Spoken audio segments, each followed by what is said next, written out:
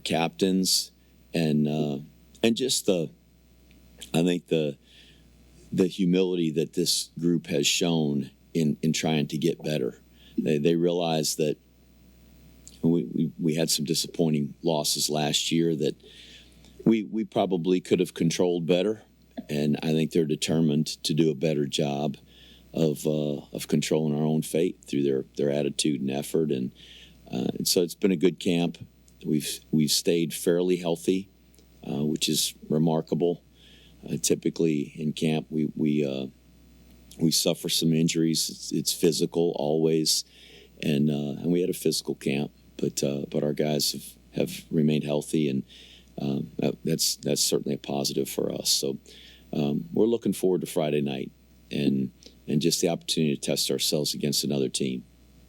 A college football game is really difficult to win. It doesn't matter who we play, and just look at this past weekend and the great battles, and I think the prognosticators say who they think is supposed to win, but that doesn't matter once the ball gets kicked off, and our guys understand that and know that we're the underdogs in just about every game we play. So we're going to have to bring our very best on Friday night, knowing that Lehigh is going to come in here excited to play just like our guys are. So looking forward to Friday, being here at home in Mikey Stadium, and the opportunity to see some new faces in our uniform and see how they perform. Go ahead, Rich. Hey, Coach. Rich Monken, Army Radio. What do you want to see right off the bat? Of course, you want to go in and win, but what are early things that you want to see this team do on Friday night? I'd like to see us block and sustain blocks. I'd like to see our defensive players get off of blocks and get to the football. I'd like to see us tackle well, and I'd like to see us have ownership on the football, whether it's us in possession and maintaining possession and not having any turnovers and trying to create some turnovers on defense and on special teams. Those are the things that I'd like to see us do. And if we do those things well, very fundamental things, then we'll at least give ourselves a chance to win. And so we emphasize that every day. But we've placed a tremendous emphasis on those things during preseason camp, and hopefully we won't be disappointed on Friday night. And Jeff, what's the most exciting thing for you at the start of the football season as a head coach? I think the excitement of being out there with a new team, new faces, guys in starting positions for the first time, not really knowing for sure how they're going to perform when the lights come on. So it's exciting for these guys that are having that opportunity for the first time to see our team play together. But just the thrill of being out there with a team, being on the sideline and sharing in the competition, I love that. And that never gets old for me. And so I'm looking forward to that on Friday night. Thank you, Coach. Ken McMillan, go ahead. Hi, Jeff. Ken McMillan from Time for All Record. Hey, Jeff. Did the ones and twos come together pretty well? And what's your comfort level heading into the season? I think those guys have been playing well together. There's enough veteran players on both sides that it's not a completely new team. These guys have grown up together. They've developed in the program. They've gone through the off-season lifting and spring ball and summer training out at Camp Buckner at military training. They've done all these things together. So I think they're very comfortable with each other. And we can plug guys in from the second team and the first team and the second team. And there's guys that are third on the depth chart that we have a lot of comfort just putting them in the game and having them play with those groups. We don't practice with it's not like a hockey line where there's 11 guys that play for a series, and then the next series it's 11 new guys. There are guys rotating in and out throughout the game, and we do that in practice. And so I think they develop a comfort level with each other. In terms of my comfort level, Ken, I don't know if I'm ever comfortable. I always feel like I'm right on the edge, and that I've got to do my job to help our team maintain their intensity and focus, and our coaches to give them the guidance and leadership that they need to do their jobs, and they got to do their jobs. They're the ones that are coaching the positions, calling the plays, and so it's my job to give them the leadership that they need. So I don't know. I don't know that I'm ever comfortable, and maybe that's unhealthy, but in my mind, that's a healthy attitude to make sure that I always have my focus and my intensity where it needs to be. Jeff, you graduated a lot of seniors each of the last 2 years. So for the Army fans, they're going to see a lot of new faces this week. Yes, some of them played, backup roles and stuff last year, but this is a pretty raw lineup as far as starters go. What do you want to tell the fans? Oh, buy a ticket, come out, fill the seats, and have fun. I mean, I hope they won't wait. I hope they're there on Friday night in full force, and I hope they'll continue to come through the season. And I think one thing that our guys do is compete, and they're going to play hard, and they're going to play tough and physical. It doesn't guarantee victory, but I think people enjoy watching this team play. They're not going to be different from that standpoint. I think we've got a healthy culture in our team about the way we play, and hopefully, we're gonna put a good product out there that they'll enjoy watching. And there's a lot of new challenges, obviously, with the new conference and the opportunities that come with those challenges. But there's a lot of guys that they have seen in maybe backup roles that are going to be playing in a more prominent role this year. But that's exciting, and everybody that I've coached here at one time or another has been in a behind the scenes role, and they find their way to the top of the depth chart. And there's been some really good players and some guys that are still playing on Sundays that were in those roles that kind of emerged with an opportunity that came through graduation or an injury, and hopefully that'll be the same this year. Hopefully there'll be some guys that'll will emerge from their backup roles into these starting positions and really perform well for us. Last thing, Jeff, can you offer a few words about the comeback of Bill Katz-Janis, coming off his injury last year, finding a new position? What's the situation with Connor Finucane? And is there any player that's kind of cracked the starting lineup that you're kind of most happy with or proud of? Well, Bill Katz-Janis has had a really good camp and probably has played as well as any of our offensive linemen in preseason camp. And I don't know if I compare and just say, oh, this is the best offensive lineman, but he's playing as good as anybody. Connor Finucane I've just been really proud of him. His humility, how he approached and attacked the opportunities that he had to grow as a leader in the summer. He did a couple of different leadership details and performed at the very top of his class. He got his air assault wings, went through air assault school. There's not very many cadets that have their air assault wings already, and he does. I think he really embraced the opportunity to grow as a leader and prepare himself as a second lieutenant in the Army, and remarkably, fast just in picking up the playbook. And a lot of this is it's not review or he just was able to grab his playbook from 2 years ago. There's different terminology and some different things that we're doing, but he picked up on it really quickly. And physically, he's starting to come back around. You've been out to practice, and he looks different than he did a year ago. And he may never get to that point during this season, but he's working really hard to regain strength and muscle mass that he lost in doing those summer details and really preparing himself for an opportunity to be an infantry officer. So I'm excited he's back. He's He's done a really good job of just being a team player and a senior leader, and allowing the leadership that's in place with our captains to do their job, and he's just supporting them, and been really proud of him. In terms of guys that have emerged, I think there's a lot of guys that are going to show up on Saturday night that maybe haven't had as many snaps.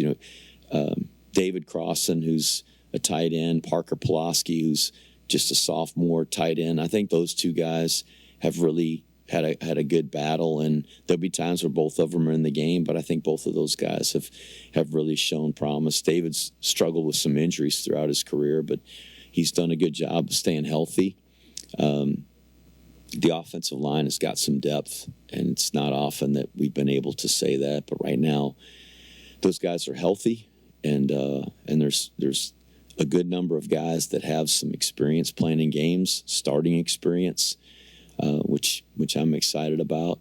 On the defensive side of the ball, there's some guys that are going to be starting for the first time. So some inexperience, but I'm encouraged by the way that they've practiced and prepared, and we'll find out about some of them the first time that they're out there on defense, and somebody has to block them and run a ball against them, or throws a pass play against a secondary player. But they practiced well and they prepared, and hopefully they're going to make enough plays. The other teams we play, they all got guys on scholarship too, so they're going to make some plays, I know, and hopefully we'll figure out a way to make more than they do.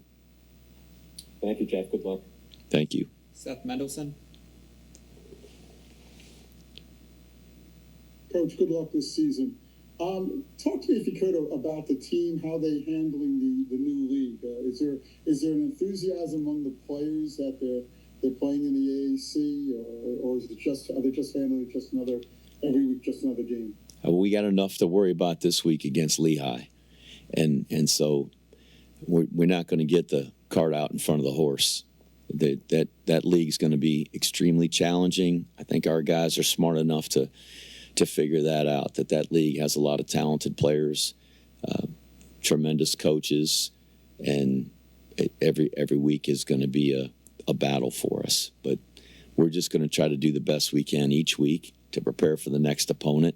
That's always the way we've approached it, and it's got to be more about us and the process of preparing our team and playing our very best than concerning ourselves with an entire conference or entire schedule of teams. There's just way too much out there to think about and to prepare for. So Lehigh's enough right now, and Lehigh's got a well-coached football team. They're going to be really hungry. I saw 18 guys that are starting in their 22 that have had starting experience of some kind. So it's not a team that's inexperienced. And I watched their final game of the year. I watched a lot of film on those guys, but their final game of the year against Lafayette, which is their big rivalry, and they're playing really hard. Their guys at the time they were 2-8, and they're playing their butts off. And that's not easy to do, to keep a team motivated, and you give credit to their players and to their coaches that they continue to do that. So they're going to come in here with a great spirit and energy and excitement about playing this game, and hopefully our guys will too. And it's hard to win a game, and you only got to look back to 2015. We opened the season here against Fordham, and they beat us. And I reminded our players who were in elementary school at the time that can happen. So hopefully our guys have a healthy sense of humility about who we are and what we need to do to try to win. My second and final question is, you mentioned about the new players on defense. Is there anybody that stands out among the new players who are starting on defense that you want to talk about, that you have high hopes for? I'm sure you have high hopes for everybody, but maybe one or two guys who might stand out? I'm excited to see Andon Thomas play at inside linebacker. He's a guy that he really was in the mix a year ago and got hurt, and likely would have been at least slugging around for an opportunity to start last year. And so he's had a really good offseason, a really good camp, and I'm looking forward to seeing him play out there. Elo Modozi is a very long and athletic guy that plays the outside linebacker position into the boundary, the same place we had played Andre Carter. He's not the same build, but athletic, long player, and I'm excited about him. I think if he'll continue to progress and learn, that he's got a chance to have a good year for us. The other outside linebacker position, the nickel position, Chance Keith, who's a senior, is going to be starting for the very first time, and that's a guy that's worked extremely hard to put himself in position to have this opportunity. So he and Josiah Banks are really kind of slugging it out over there. Chance has earned the opportunity to start, but Josiah is going to play a lot. So that position, having two seniors, those two guys, I'm looking forward to seeing the opportunity that they have. And then, with our run game, we've got some experienced guys: Kanye Udo, Hayden Reed, Miles Stewart, Noah Short. And obviously with our quarterback, the run game, having some guys that have carried the ball in games, and I'm looking forward to seeing how that kind of takes shape on Friday night. And we have to do a great job up front of blocking for those guys, but seeing those guys carry the ball and seeing them play on the perimeter, and so I don't know what our kicking game will look like. We got a lot of new guys playing in those specialist positions. Granati for the first time as a place kicker. Anderson Britton is the kickoff guy. Punter. I assure you that's going right up to game time. That's been the best battle of any position all preseason camp, and it's not because we don't think any of them can do it. I think there's a grouping of guys there that all are doing a really good job and can be our punter and be effective. So, I'm excited to see how that plays itself out. Joe Iacano. Joe Iacano, go ahead. Hey, Coach Monken. First question, as I looked at the depth chart today, thought I knew the roster really well, but there is an offensive guard projected to start that I don't know much about, Paolo Generelli. Could you talk a little bit about him? He's a really strong, physical player. He's like one of those big road graders, with the great big tires that just push everything around. That's kind of who he is as a player. Really strong, good at the point of attack. Obviously inexperienced, but has had a good spring and a good summer and a good preseason camp, and has earned the opportunity to be in that position to start the game. Now, as I mentioned, we've got a lot of offensive linemen that have some experience and have been in the mix. The two deep, we're very comfortable with those players in that two deep lineup. Guys are starters for a reason. They've played the best or practiced the best, but there's other combinations that can happen there. Lucas Scott has played there at right guard with Connor Finucane at the right tackle. Those guys have played together in preseason camp. They played side by side in games. There's other combinations that can happen. We talked about Bill Katsianis. Bill's also the backup center. So if something happened with Brady, Bill could be the center, move guys around on the offensive line, and people sliding up and moving over, and got Booby Law on the left side, who's got a lot of game experience, and I think we got a great comfort level with what he's capable of.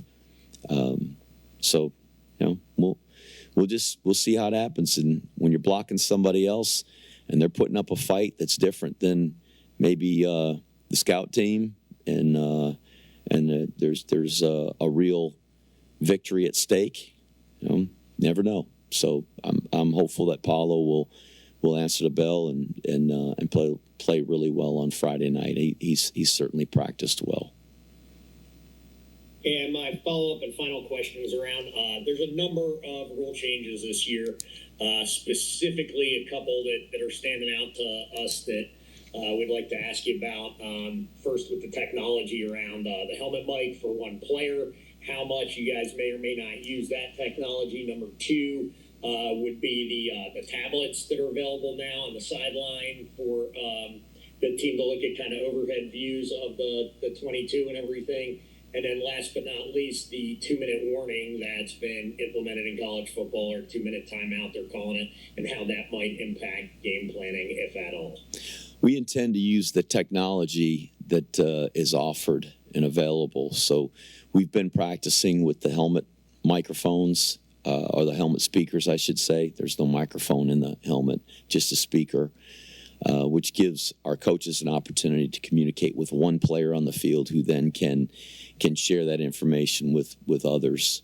It's valuable in the offensive huddle, certainly for offensive plays, to be able to get that communication quickly without having to signal it or run it in. But certainly with the cutoff at 15 seconds, there's a limit. So you can call the play, or you might be able to make some last-second adjustments before it hits 15 seconds. But we'll use that. We'll use it on defense. We'll use it on special teams. There are certain special teams plays where it is turned off, the kickoff plays. But the other plays, it just helps if we need to make an adjustment and somebody's misaligned, we can tell the guy that's got the speaker in his helmet to go get the guy aligned correctly. And as far as the tablets go, very valuable in terms of a tool for teaching and for giving instant feedback. We use those on Friday night for our scrimmage, and they were remarkably easy for our coaches to be able to use and to share with our players. In terms of the 2-minute timeout, there's a set of analytics that kind of goes with the 2-minute timeout, and it does make it a little more complex. The being in a lead, being behind, game being tied, if we're on offense, if we're on defense, how many timeouts we have, how many timeouts the other team has. It's why I rely on the analytics to be able to help us in those situations, because it's just impossible to memorize every scenario and what the right decision would be in those situations. So, we'll utilize the data that we have as best as possible and try to make the right decisions. But it'll be interesting, and it does really change the dynamics of the game at the end of the half and at the end of the fourth quarter. That 2-minute timeout, it will affect, I think, the outcome of games where teams have maybe been able to just run out the clock. I think that 2-minute timeout is going to change a little bit, whether you're fighting to try to get another opportunity to get the ball back, or you're fighting to get the ball under 2 minutes so you can run the clock out. Thanks, Coach. Thank you. Ken Kreitzer, go ahead. Good afternoon, Coach. Hey, just to ask you about two new players on defense. Jaden Mays, cornerback, a sophomore, although he was out injured last year, and your nose tackle, Jacob Tuioti. Mm-hmm. If I pronounce that correctly. Tell us about those two players emerging at the top of the depth chart. Well, Jaden's a very athletic kid. He did sit out last season, and fortunately we've got him back, and he's had a little bit of an injury this preseason camp, but we're hopeful that he's going to be ready to go for Friday night, and that, whether he'll be a starter or not this game, I think he's going to be in the mix to be a starter throughout the season. Jacob Tuioti has been in our program. He's played in several games for us. He too has battled some injuries, but got himself right now at the top of the depth chart at nose. He's played nose, he's played end, and it kind of was a little bit of an exchange. We had him at end and Kyle Lewis at nose, and they basically just switched places, and felt like our defensive coaches felt like that was the best lineup to start us off this season. And he's quick, really good feet. A lot of those defensive linemen, a lot of linemen in general aren't blazing fast straight ahead, but he's got really good quickness and good hands and great flexibility and bend, and those are all good traits to have for the position that he plays. And just to ask you about the Lehigh coach, Kevin Cahill's second year, comes out of 10 years coaching as offensive coordinator at Yale, and just have a tendency to pass, although they gave up a lot of sacks last year, 21. And just when you analyze an opponent like this, how much do you have to now look at the transfer portal, whether they've gained players or lost players? Oh, I think that comes into play every time we face an opponent now in college football, is looking at personnel and really trying to, at this point, project who might be in the game, project who might be playing in certain places. They're not a team that is loaded up on the transfer portal. It's not like some teams we faced. There's 50 new guys from the season before. So essentially, sometimes a brand new team. They're not necessarily a team like that, but they've got some new guys, and a lot of that is just projecting who might play where and what the matchups might look like. So I'm certain they're going to be improved.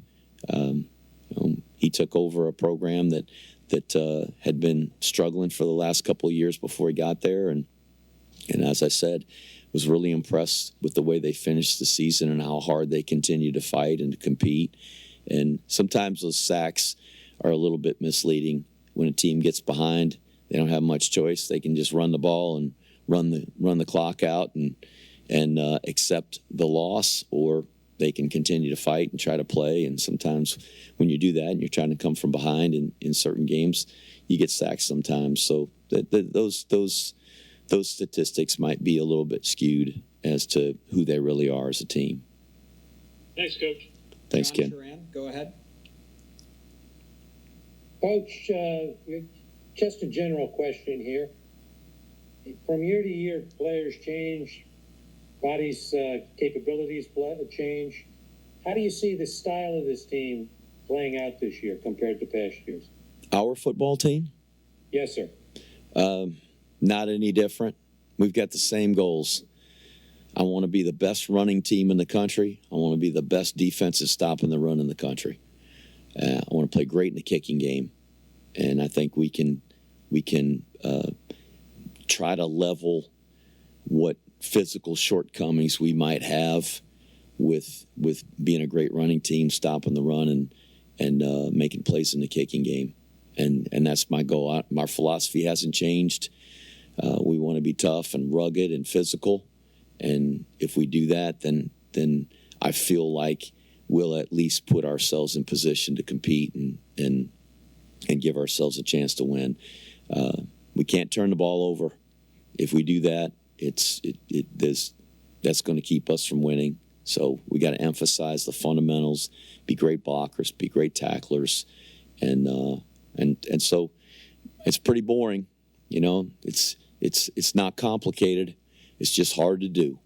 And blocking and tackling and taking care of the ball and playing great in the kicking game, none of those things are easy, especially when you're playing against people that are on scholarship, that are very talented, that got great coaches that are putting them in position to make plays themselves. So there's a certain formula for winning here, and so we haven't mastered it. We just have recognized what that formula is here, and we got to try to do that really well. Thank you, Coach. Sal, go ahead. Hey, Coach, how are you? Good, Sal. Can you talk about how comforting you are having Bryson as your quarterback? We haven't talked about him yet today. Just wondering, We know he's a leader of the offense, but he's become captain and a leader of the team, one of the leaders of the team, no doubt. After having been the starter for a year, his confidence is so much better right now at this point than it was a year ago. And you know, I think he feels like he's got some things to prove from last year.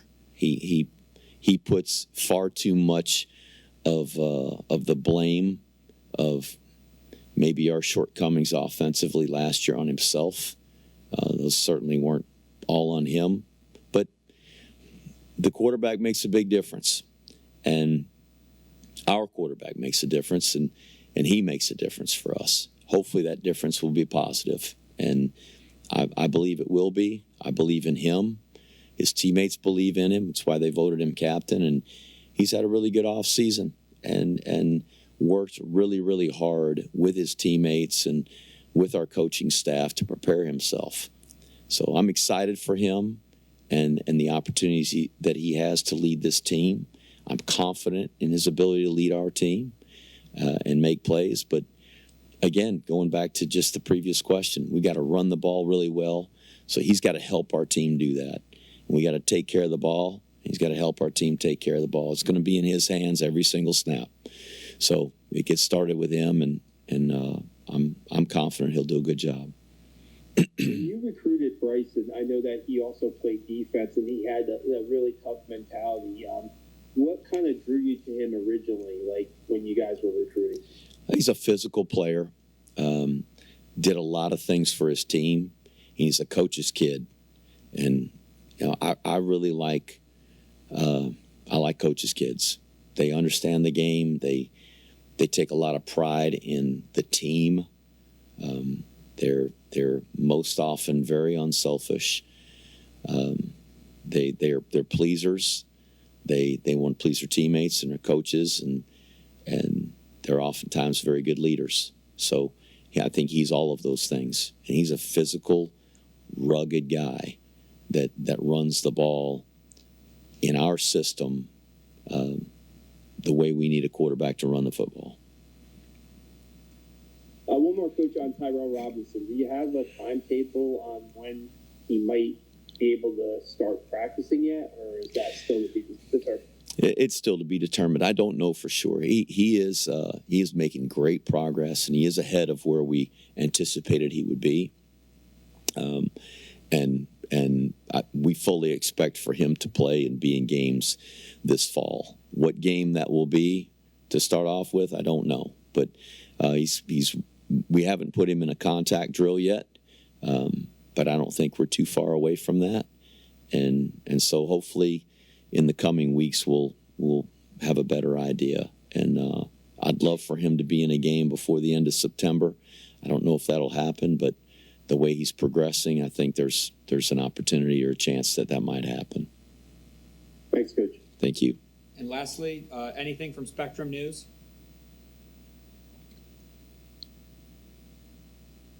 I think we're all set. Thanks. All right. Have a great day, everybody.